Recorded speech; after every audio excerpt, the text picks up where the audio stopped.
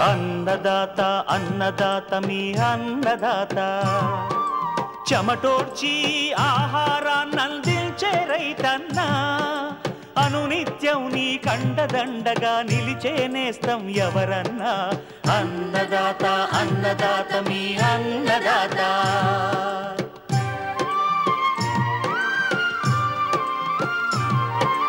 నూతన రీతుల సాగుబడికి నూరింతలు పెరిగే దిగుబడికి సూచనలిచ్చే సస్య రక్షణకు పశు పోషణకి శాస్త్ర విజ్ఞానం అందించి ముందుకు నడిపే తెలుగు రైతు భారతదేశానికి మకుటం అయ్యేలా తీర్చిదిద్దే ఆశయంతో మిమ్ము మేలు కొలిపేది అన్నదాత అన్నదాత అన్నదాత మీ అన్నదాత అన్నదాత అన్నదాత మీ అన్నదాత.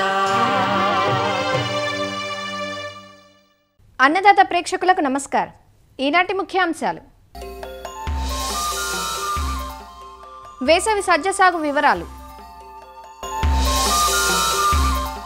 పూత పిందె దశలోని మామిడి తోటల్లో చేపట్టాల్సిన యాజమాన్య సస్యరక్షణ చర్యలు, ఒకే షెడ్డులో మేకలు కోళ్లను పెంచే అవకాశం, గృహ వసతికి రెండంచెల విధానం, ఇంకా జై కిసాన్ వ్యవసాయ సమాచారం.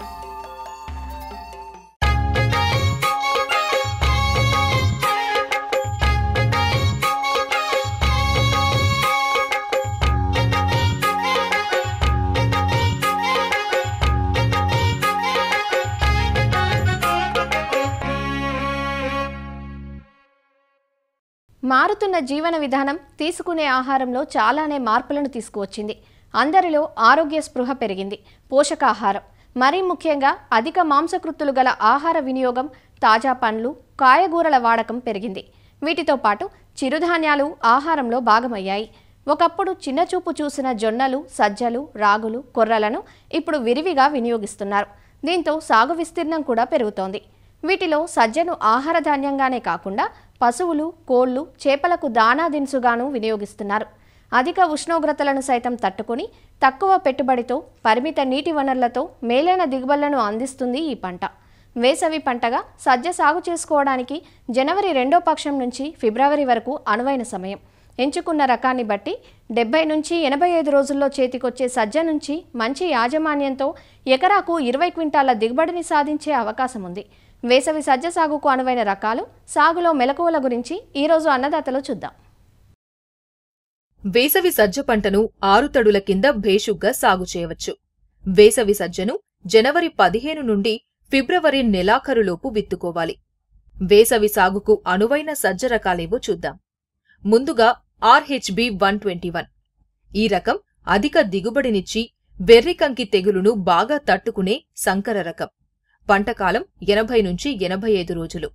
ఎకరాకు 12 నుంచి 14 క్వింటాల దిగుబడి ఇస్తుంది. రెండవది PHB 3. వర్షాభావ పరిస్థితులు బాగా తట్టుకుని అధిక దిగుబడినిచ్చే సంకర రకం.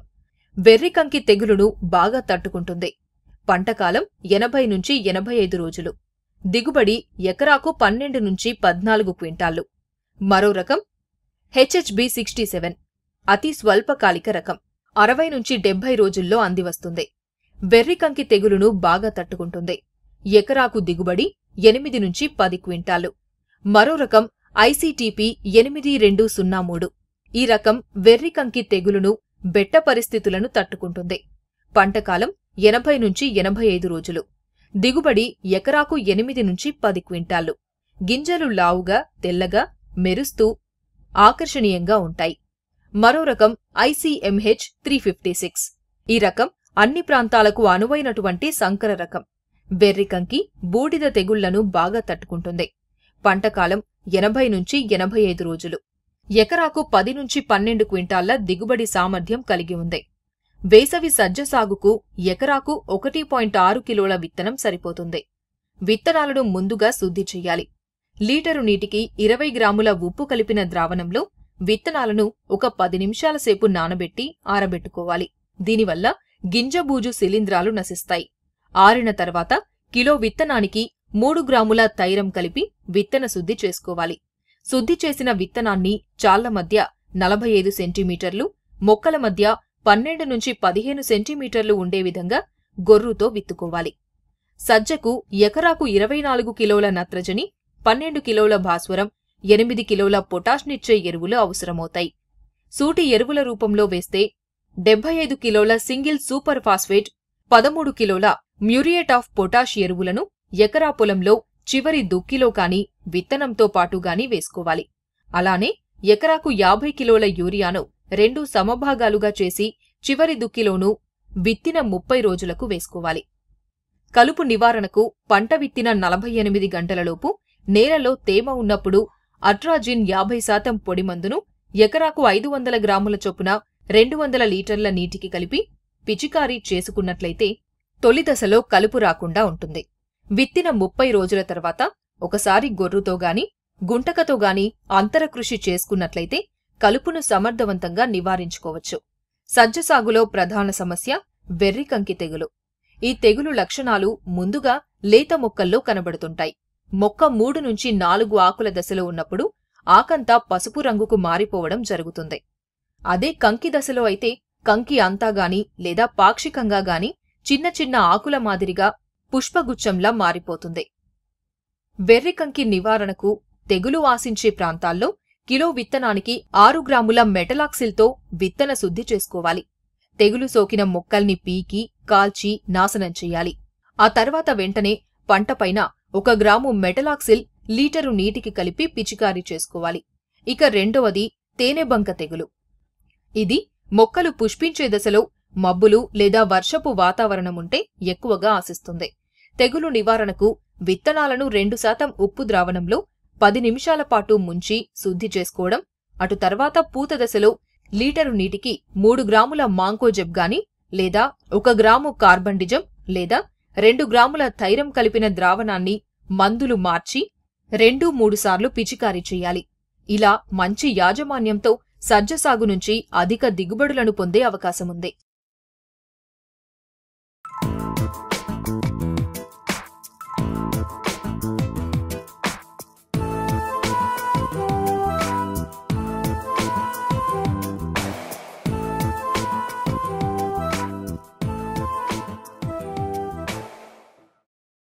ఉభయ తెలుగు రాష్ట్రాల్లోని మామిడి తోటలు చాలా వరకు నిండుపూత దశలోనూ పిందె దశలోనూ ఉన్నాయి. ఈ దశలోనే రైతులు అప్రమత్తంగా వ్యవహరించాలి. ఇప్పటికే తోటల్లో పొంచి ఉన్న తేనె మంచుతో పాటు ప్రస్తుత వాతావరణంలో బూడిద తెగులు తాకిడి మరింత పెరిగే ఆస్కారం ఉంది.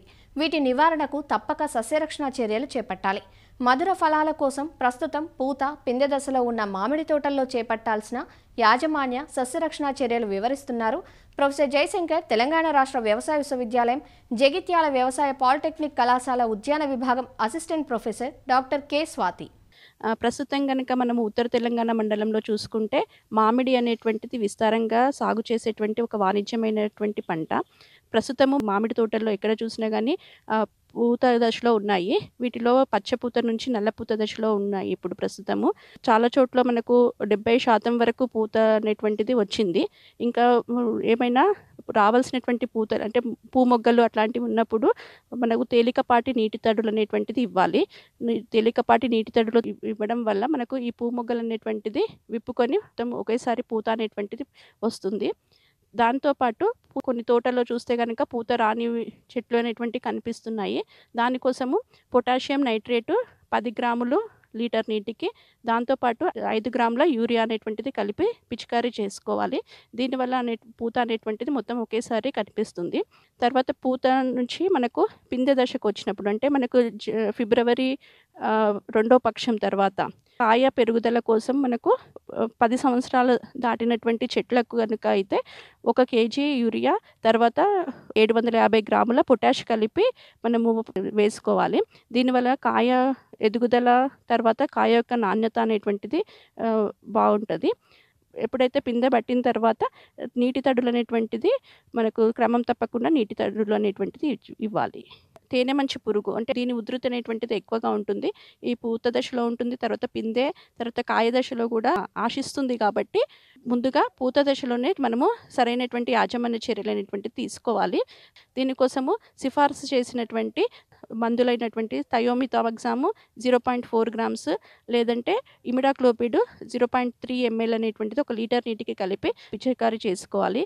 దాంతోపాటు మనకు చల్లని తేమతో కూడినటువంటి పగలు రాత్రి ఉష్ణోగ్రతలలో తేడా ఉండడం వలన బూడిద తెగులు అనేటువంటిది ఆశిస్తుంది. దీనికోసము హెక్సాకోనజోల్ 2 ml 1 లీటర్ నీటికి కలిపి పిచికారీ చేసుకోవాలి. సమయంలో గనక మనము ఏవైనా సింథటిక్ పైరిథ్రైడ్స్ వాటిని గనక స్ప్రే చేసినట్లయితే మనకు పరపరాగ సంపర్కం అనేటువంటిది జరగకుండా ఉంటుంది. కాబట్టి రైతులు జాగ్రత్తగా సిఫార్సు చేసినటువంటి మందులను మాత్రమే వాడాలి.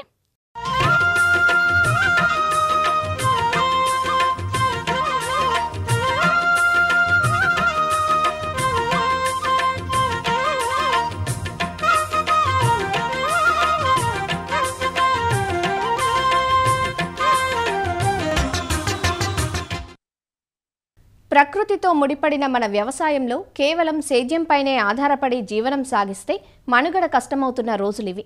పెరుగుతున్న జనాభాతో భూమి లభ్యత నానాటికి తగ్గిపోతుంది. అత్యంత ఖరీదైన వనరుగా భూమి మారిపోయింది. అందుబాటులో ఉన్న కొద్దిపాటి భూమిని సమర్థంగా వినియోగించుకోవాల్సిన అవసరం పెరుగుతోంది. వ్యవసాయంలో ఒకే భూమిలో 2-3 రకాల పంటలతో మిశ్రమ సేద్యం చేసినట్లుగానే ఒకే షెడ్డులో జీవాలను కోళ్లను పెంచుకునేలా ఒక ప్రత్యేక ఏర్పాటును చేసుకునే అవకాశం ఉంది. ఒక రంగం నుంచి వచ్చిన వ్యర్థాలు మరో రంగం పెరుగుదలకు ఉపయోగపడటమే ఈ విధాన ప్రధాన ఉద్దేశం. మేకలు కోళ్లను రెండంచెల్లో ఎలా పెంచవచ్చో, స్థలాన్ని ఏ విధంగా సద్వినియోగం చేసుకోవచ్చో ఆచార్య ఎన్జీ-రంగా వ్యవసాయ విశ్వవిద్యాలయం కర్నూలు జిల్లా యాగంటిపల్లి కృషి విజ్ఞాన కేంద్రం పశువైద్య శాస్త్రవేత్త డాక్టర్ కృష్ణమూర్తి నుంచి తెలుసుకుందాం. కర్నూలు తర్వాత అనంతపూర్ జిల్లాల్లో రైతుల్ని ప్రోత్సహించేందుకు గాను ఇక్కడ మేము మిశ్రమ వ్యవసాయ విధానం అనేటువంటిది ఒకటి ప్రత్యేకంగా ఏర్పాటు చేయడం అనేటువంటి జరిగింది. సో ఇందులో మేకలు అలాగే కోళ్లను కలిపి పెంచడం అనేటువంటిది జరుగుతుంది. ఇక్కడ మేము మేకలు అనేటువంటివి ఈ యొక్క మంచి మేలుజాతి రకం మేకలు తీసుకురావాలనేటువంటి ఉద్దేశంతో ఈ బ్లాక్ బెంగాల్ అనేటువంటి రకాన్ని ఈ యొక్క జాతిని మేము తీసుకురావడం అనేటువంటి జరిగింది. సో ఇవి ముఖ్యంగా ఈ పశ్చిమ బెంగాల్ ప్రాంతానికి సంబంధించినటువంటి జాతి. అయితే ఈ జాతిలో ఉన్నటువంటి ప్రత్యేకతలు ఏమంటే ఇవి చూడడానికి చాలా చిన్నవిగా ఉంటాయి. అలాగే ఈ యొక్క స్టాల్ ఫీడింగ్ ఏదైతే మనం లోపల షెడ్లో పెట్టి పెంచుకోవడానికి చాలా అనుకూలంగా ఉంటాయి. కాబట్టి సో వాటిని ఇక్కడ మేము ఈ స్టాల్ ఫీడింగ్ అనేటువంటిది చేయడానికి తీసుకురావడం అనేటువంటిది జరిగింది. అలాగే ఇవి ఆహారం అనేటువంటిది తక్కువ తీసుకుంటాయి. అలాగే వీటిలో ఉన్నటువంటి ఇంకొక క్వాలిటీ ఏమంటే హై ప్రొలిఫిక్ అంటాం, అంటే ఎక్కువ పిల్లల్ని అనేటువంటిది ఈనడం అనేటువంటిది జరుగుతుంది. మామూలు జాతి మేకలు మామూలుగా 2 సంవత్సరాలకి 3 ఈతలు ఈనితే ఇవి ప్రతి 6 నెలలకు ఈనడం అనేటువంటి జరుగుతుంది. అంటే మన సంవత్సరానికి 2 ఈతలు వస్తాయి. కాబట్టి మన దగ్గర ఒక 2 మేకలు ఉన్నా కానీ ఒక సంవత్సరం అయ్యే లోపల మన దగ్గర 10 మేకలు అనేటువంటిది వృద్ధి చెందుతుంది. కాబట్టి ఈ యొక్క తొందరగా సంతతి అనేటువంటిది వృద్ధి అవుతూ మనకు రైతులకి ఎంతగానో మేలు చేసేటువంటి ఈ జాతిగా ఇవి చెప్పుకోవచ్చు. ఇక్కడ చూసినట్లయితే మిశ్రమ వ్యవసాయ పద్ధతిలో మేకలు అనేటువంటివి పైభాగంలో ఉంటాయి. సో ఇవి వేసినటువంటి యొక్క మూత్రము అలాగే పేడ అంతా కూడాను కిందకి వెళ్ళిపోతుంది. అయితే సాధారణ పద్ధతిలో ఏదైతే రైతులు షెడ్లు వేసి పెంచుతారో అందులోపల ఎప్పుడు కూడాను అదే ఒకే నేల మీద పడుకోవడము, అక్కడే మూత్రము అలాగే ఈ పెండ వేయడము, వీటి వల్ల ఈ అమ్మోనియా స్మెల్ అనేటువంటిది ఏర్పడి సో ఇటువంటి ఏదైతే బ్రాంకో న్యూమోనియా అటువంటి శ్వాసకోశ వ్యాధులు రావడం వల్ల వాటి యొక్క ఆయుష్ అనేటువంటిది తగ్గిపోతుంది.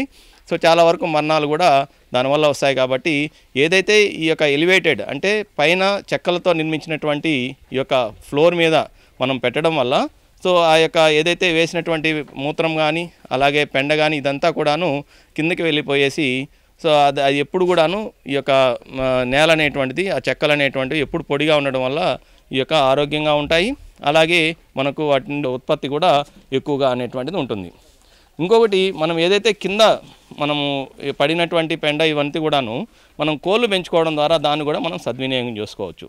అంటే మేము ఇక్కడ కింది భాగంలో కడక్నాథ్ కోళ్ళను పెంచడం అనేటువంటిది జరుగుతుంది. ఈ కడక్నాథ్ కోళ్ళు అనేటువంటివి మామూలుగా చూడడానికి నలుపు రంగులో ఉంటాయి. సో వీటి యొక్క మాంసం కానీ అలాగే రక్తము అంతా కూడాను నలుపు రంగులో ఉంటుంది. దీనికి కారణం వీటి యొక్క రక్తంలో ఉండేటువంటి ఈ యొక్క మెలనిన్ అనేటువంటి పదార్థం.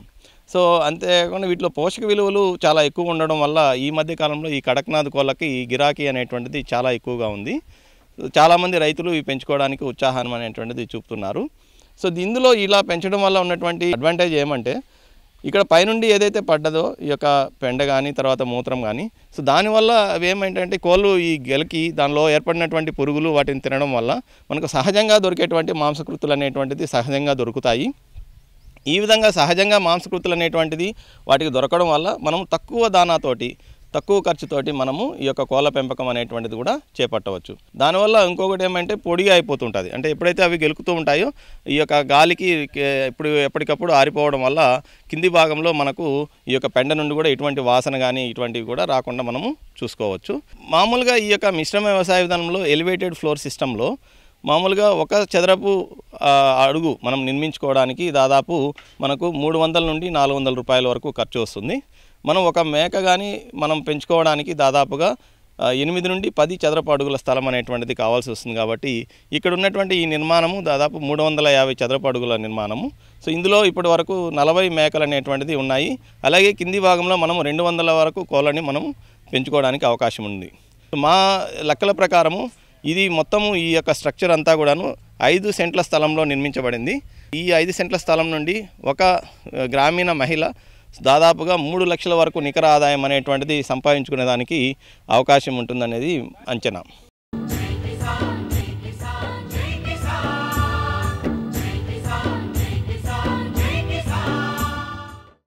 వ్యవసాయ సమాచారం ఇప్పుడు జై కిసాన్లో చూద్దాం. అనంతపురం జిల్లాలో ఈ ఏడాది పప్పు శనగ సాగు చేసిన రైతులు తీవ్ర ఆందోళన చెందుతున్నారు. పెరిగిన పెట్టుబడులు, సరైన దిగుబడులు రాని పరిస్థితుల్లో నష్టాల పాలయ్యామని వాపోతున్నారు. పంట పెరుగుదల సమయంలో అధిక వర్షాలు కురిసి దిగుబడులపై తీవ్ర ప్రభావాన్ని చూపాయి. పంటను బూజు, ఎండు తెగుళ్లు ఆశించాయి. దీంతో ఎకరాకు 7-8 క్వింటాళ్ల దిగుబడి రావాల్సి ఉండగా కేవలం 2 నుంచి 3 క్వింటాళ్లు మాత్రమే వచ్చిందంటూ రైతులు ఆందోళన చెందుతున్నారు. మేము కౌడాలి సార్ 8,000తో గుర్తు చేసినాము. అవి ఎకరాకి 8 మూటలు అయ్యే చేనులు ఇప్పుడు 2 మూటలు 1 మూట అవుతున్నాయి. వాతావరణం సరిగ్గా లేక ఇవి సరిగ్గా లేక ఇది భుజితోలు వచ్చింది. ఇట్లా నష్టపోతున్నాము. మళ్ళీ పెట్టుబడి దండగా ఎకరాకి పీకేకి 18 ఎకరాకి 50 వేలు చేసినాము. 1 మూట ముందు బాడిగులు అన్నీ కూడా వేస్తారండి. ఒక 6 ఎకరాలు సాగు చేసినాం సార్. ఈసారి చాలా నష్టం వచ్చింది. వర్షాల వల్ల పులుసు అంతా గారిపోయి పూతంతా రాలిపోయి ఈసారి చాలా లాస్ వస్తుంది. ఎకరాకి 60 సేర్ల దాకా ఇత్తనం వేసినాము. ఒక 5-6 సార్లు స్ప్రే చేసినాము. ఆ తెగులు కంట్రోల్ కావాలని. తెగులు కంట్రోల్ కాలేదు. ఆ పూత నిలవలే కాపు అంతా రాలిపోయేసింది. మళ్ళీ పెరగడానికి వచ్చేసి ఎకరాకి 2,000 రూపాయలు అవుతుంది. అసలు ఈసారి చాలా లాస్ సార్. ఎకరాకి వచ్చేసి 2 బస్తాల కన్నా ఏమి ఎక్కువ అవుతట్లేవు. అసలు ఈసారి ఏం చేయాలని కూడా మాకు తోసుకోకుండా ఇది ఏమంటే ఇంకా ఇత్తింది తప్పుకి పెరుక్కోవాల్సింది కదా, కాబట్టి పెరుక్కుంటున్నాము. ఇప్పుడు వదిలేసేకి అవకాశం లేదు సార్. 2.5 ఎకరాలు పప్పు శనగ వేసినాను. నాకు ఈ వాతావరణం నుంచి కట్టే ఇట్లా అయిపోయి 2 బాటలు మందు కొట్టినా ఏం ఫలితం లేకపోయింది. ఇట్లా నాసులకు పడి చాలా రైతు నష్టపోయినాము. వ్యాపారస్తులు వచ్చినా కానీ దాన్ని చూసి వెనక్కి పోతా ఉన్నారు, తక్కువ కడుగుతున్నారు. ఎకరాకి 10 క్వింటాలు అవ్వాల్సిన కాట 2 క్వింటాలు 3 క్వింటాలు అవుతున్నాయి. చాలా నష్టపోతున్నారు రైతుకి ప్రభుత్వమే ఏదో విధంగా సహాయపడాలని కోరుతున్నాం సార్. జిల్లాలో ఏటా పప్పు శనగ 73,000 హెక్టార్లలో సాగు చేస్తున్నారు. ఏటికేడాది శనగ సాగులో వస్తున్న నష్టాలతో రైతులు ఈసారి సాగు విస్తీర్ణం తగ్గించారు. దాదాపు 45,608 హెక్టార్లు మాత్రమే సాగైంది. అయితే పంట సాగు చేసినప్పట్నుంచి వారాల తరబడి ఎడతెరిపి లేకుండా కురిసిన వర్షాలతో నల్లరేగడి భూముల్లో నీరు నిల్వ ఉండి చాలా వరకు పంట కుళ్లిపోయింది. మరోవైపు రసం పీల్చే పురుగుల ఉధృతి కారణంగా అనేకసార్లు మందులు పిచికారీ చేయాల్సి వచ్చింది. దీనికి తోడు ఎండు తెగులు సమస్య పంటను చుట్టుముట్టడంతో 70% వరకు దిగుబడి తగ్గిపోయింది. ఇన్ని సమస్యల మధ్య పంటను మార్కెట్ చేసుకుందామనుకుంటే ధరలు సైతం కలిసి రాలేదంటూ రైతులు వాపోతున్నారు. గత ఏడాది క్వింటాకు గరిష్టంగా 7,400 వరకు పలకగా ఈసారి ప్రారంభంలోనే 6,000 పలికి అది కాస్త 5,500 నుంచి 5,700 రూపాయల వరకు దిగజారిందంటూ రైతులు ఆందోళన చెందుతున్నారు. ఎకరాకు 2-3 అవుతున్నాయి అంతేనా. అందులో ఈసారి పంట దిగుబడి లేదు సార్. కొంచెం రోగం వచ్చి పంట నష్టం. ఒక 10-15 వేలు పైన పెట్టుకుంటాం పెట్టుబడులు. కూలీలకు వచ్చేసి 4,000 రూపాయలు అయింది. పెట్టుబడి వచ్చేసి 6,000 పైన అయింది. 4,000 రూపాయలు శనగలు 1 మంది మూట. ఇంక ఇప్పుడు కూలీలు మడ ఇప్పుడు మిషన్కి వేసేది. కాపు ఉన్నట్లు కనపడుతుంది కానీ బుడ్డు మాత్రం కనిపించదు. బుడ్డ ఏమాత్రం లేవు. పూరా లాస్ అయ్యి సార్ సంవత్సరం మాత్రం. అది 25,000 దగ్గర అయ్యింది ఖర్చు. కానీ ఈ రాబడి చూస్తే 2 క్వింటాలు 3 క్వింటాల కంటే ఎక్కువేం కావు. దగ్గర పప్పు శనగ వేసినాము. దానికి వచ్చేసి ఒక ఎకరాకి వచ్చేసి ఒక 60 కేజీలు ఇత్తనము, ఒక ముందు మూట 3 రౌండ్లు ముందు కొట్టిండేది. ఇప్పుడు పెరిగాక 2000 రూపాయలు, మిషన్కి వచ్చాక 130 రూపాయలు ఒక ప్యాకెట్. అంతవరకు అయింది సార్. వచ్చింది సార్ అంతా 2.5 క్వింటాలు 3 క్వింటాల లోపల వచ్చింది. మామూలుగా అంటే 7 క్వింటాలు 6 క్వింటాలు రావాలి సార్. మినిమం అంటే 6 అయినా రావాలి, 5, 6 అయినా వస్తే మేలకవుతుంది. ఖర్చులు సార్. కేంద్ర ప్రభుత్వ సంస్థ నాఫెడ్ కొనుగోళ్లకు సంబంధించి ఎలాంటి నిర్ణయం తీసుకోకపోవడంతో దళారులను ఆశ్రయించాల్సి వస్తోందని రైతులు వాపోతున్నారు. మరో 10 రోజుల్లో జిల్లా వ్యాప్తంగా దాదాపు పప్పుశనగ కోతలు పూర్తి కానున్న నేపథ్యంలో నాఫెడ్ సత్వరం కేంద్రాలను ఏర్పాటు చేయాలని కోరుతున్నారు. ఆంధ్రప్రదేశ్లో పశుసంవర్ధక శాఖ ఆధ్వర్యంలో పశు ఆరోగ్య శిబిరాలు ఏర్పాటయ్యాయి. ఈ కార్యక్రమం ద్వారా అన్ని రకాల పశువులకు జనవరి 20 నుంచి 31 వరకు 11 రోజుల పాటు వైద్య సేవలు అందిస్తున్నారు. పాడి పశువుల్లో ఎదురవుతోన్న ఎద సమస్యలు, మేలుజాతి దూడల పెంపకం, వ్యాధుల నిర్ధారణ, చికిత్స వంటి అన్నింటిపైన రైతులకు అవగాహన కల్పిస్తున్నారు. 5 లక్షల పశువులకు వైద్య చికిత్సలు, 1 కోటి పశువులకు నట్టల నివారణ మందులు, 1,54 లక్షల గొర్రెలు, మేకలు, పశువులకు నట్టల నివారణ మందులు, నాటుకోళ్లకు టీకాలు వేసే కార్యక్రమాలు జరుగుతున్నాయి. పశువులకి, గొర్రెలకి, మేకలకి, కోళ్లకి, పెంపుడు జంతువులతో సహా వీధి కుక్కలతో సహా ఏది వదిలిపెట్టకుండా అన్ని పశువులకి ఆరోగ్యాన్ని పరిరక్షించుకోవటం కోసం పెద్ద ఎత్తున పశు ఆరోగ్య శిబిరాల పేరుతోటి ప్రతి గ్రామాన అనేక రకమైన కార్యక్రమాలని సమన్వయం చేసుకుంటూ ఈ ఆరోగ్య శిబిరాలను నిర్వహిస్తున్నాం. గతంలో మనం గొర్రెలకి, మేకలకి మాత్రమే నట్టల నివారణ మందులు వేసేవాళ్ళం. కానీ ఈ పశు ఆరోగ్య శిబిరాల్లో పెద్ద పశువుల్లో కూడా ఈ పారుడు వ్యాధి కానీ, లేకపోతే దూడల్లో పారుడు వ్యాధి కానీ ఇలాంటివన్నీ కూడా ఉంటాయి. కాబట్టి వీటన్నిటిని కూడా మనం నివారించడం కోసం పెద్ద పశువులకి, దూడలకి, అదేవిధంగా గొర్రెలకి, మేకలకి అన్నిటికీ కలిపి నట్టల నివారణ మందులు ఇస్తున్నాము. సీజనల్గా పశువులు ఎదక రాకపోవటం కానీ, తిరిగి పొరలటం కానీ, ఈ ఇబ్బందులు ఏవైతే రైతులకు ఉన్నాయో వాటిని అధిగమించడానికి కృత్రిమ గర్భ వారోత్సవాలు, అదేవిధంగా ప్రతి పశువు కూడా ప్రతి సంవత్సరం కూడా ఈనే విధంగా ఏడాదికో దూడ అనే కార్యక్రమాన్ని కూడా మనం ఇందులో భాగంగానే చేసుకుంటూ గర్భకోశ వ్యాధుల చికిత్సా శిబిరాన్ని, అదేవిధంగా గ్రామంలో ఏదైనా పశువులకు ఇతరత్ర ఏమైనా జబ్బులుంటే వాటిని నివారించుకోవటం కోసం కూడా ఆరోగ్య శిబిరాలని నిర్వహిస్తున్నాము. రాష్ట్రం మొత్తం మీద ప్రతిరోజు ప్రతి మండలంలో 2 గ్రామాలలో ఈ శిబిరాన్ని నిర్వహిస్తున్నాం. ఆ విధంగా మొత్తం ఈ 11 రోజుల కార్యక్రమంలో 12,200 గ్రామాల్లో ఈ వైద్య శిబిరాలను నిర్వహించి దాదాపు 4 నుంచి 5 లక్షల పశువులకి ఈ శిబిరాల్లో వైద్య చికిత్సలు అందించడంతో పాటుగా రాష్ట్రంలో ఉన్న సుమారు 1 కోటి పశువులకి నట్టల నివారణ మందులు, 1,54 లక్షల గొర్రెలు మరియు మేకలకి నట్టల నివారణ మందులు, అదేవిధంగా నాటుకోళ్లకు ఏవైతే ఉన్నాయో వాటికి టీకాల కార్యక్రమాన్ని ఇవన్నీ కూడా మేము చేస్తున్నాము. ఎక్కడైనా గ్రామంలో మిగిలిపోయిన పశువులు కానీ, దూడలు కానీ, కోళ్లు కానీ ఉంటే మళ్ళీ తిరిగి వాటిని కూమింగ్ ఆపరేషన్ ద్వారా విషయ సేకరణ చేసి వాటిని వదిలిపెట్టకుండా వాటికి ఇవ్వాల్సిన మందులు కానీ, టీకాలు కానీ అన్ని ఇస్తూ ఇవన్నీ కూడా మేము చేస్తున్నాము.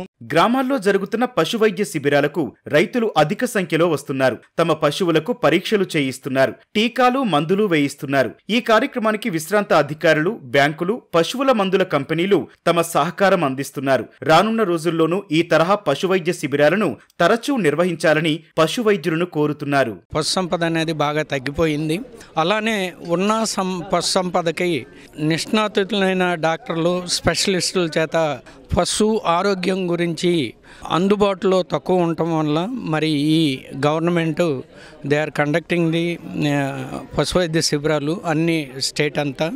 మరి అలాంటిది మన ఊర్లో ఈ పశు వైద్య శిబిరం కండక్ట్ చేయటం వలన పశువులకి మంచి ఆరోగ్యాన్ని ఎలా అందివ్వగలమో అనేది వీలు పడుతుంది. కాబట్టి పశు వైద్య శిబిరం ముఖ్య ఉద్దేశం వాటికి ఆరోగ్యం అందించి దాని ద్వారా ఫ్యామిలీలన్నీ బాగుపడతాయని చేశాము. మరి యూనియన్ బ్యాంక్ ఆఫ్ ఇండియా సహకారంతో ప్లస్ పశుసంవర్ధక శాఖ సహకారంతో మన ఊరిలో ఇలాంటి శిబిరాలు ముందు చాలా నిర్వర్తించి పశువులకి మంచి ఆరోగ్యము అందించి మూగజీవాలకి సేవ చేయటం అనేది చాలా మన అదృష్టంగా భావించి మేము ఈ కార్యక్రమాలు, ఇది బిగినింగ్ మాత్రమే, ఇక ముందు కూడా చాలా ఇలాంటి కార్యక్రమాలు చేపడతాము. రాష్ట్రంలో విస్తృతమవుతున్న పశుసంవర్ధక శాఖ కార్యకలాపాలతో పాడి రైతులు సంతృప్తి వ్యక్తం చేస్తున్నారు. అలానే పశువుల కొనుగోళ్లలో సహకారం అందించాలని, బ్యాంకుల నుంచి తక్కువ వడ్డీకి రుణాలిప్పించాలని కోరుతున్నారు.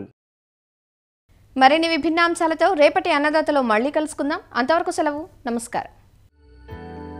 అన్నదాతలు తమ సందేహాలు సమస్యలను 1800-425-4085 టోల్ ఫ్రీ నెంబర్లో ఉదయం 10 గంటల నుంచి 11 గంటల మధ్య పని దినాలలో సంప్రదించగలరు.